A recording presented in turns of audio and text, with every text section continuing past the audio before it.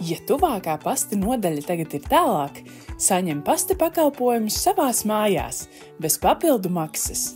Ja tu dzīvo ārpus lielajām pilsētām un novadu centriem, piesaki pastnieka apmeklējumu sazinoties ar mūsu klientu atbalstu, un jau nākamajā darba dienā pastnieks būs klāt. Pastnieks mājās nodrošinās visus tos pašus pasta pakalpojumus, ko iespējams saņemt pasta nodaļā, par tādu pašu cenu. Saņem un nosūti visa veida vēstules un pasta pakas, iegādājies pastmarkas, pastkartes un aploksnes.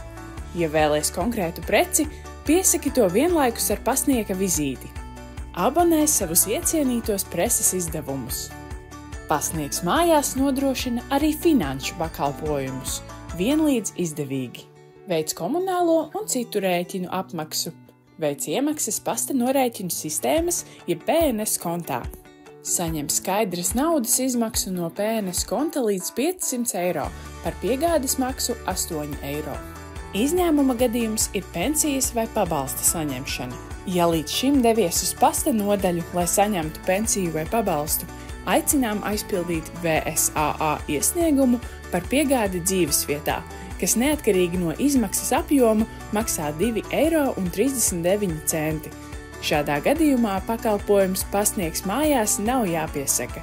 Pensijas vai pabalsta piegāde notiks individuāli noteiktajā datumā katru mēnesi. Ņem vērā, ka pagaidām norēķini pie pastnieka ir pieejami tikai skaidrā naudā.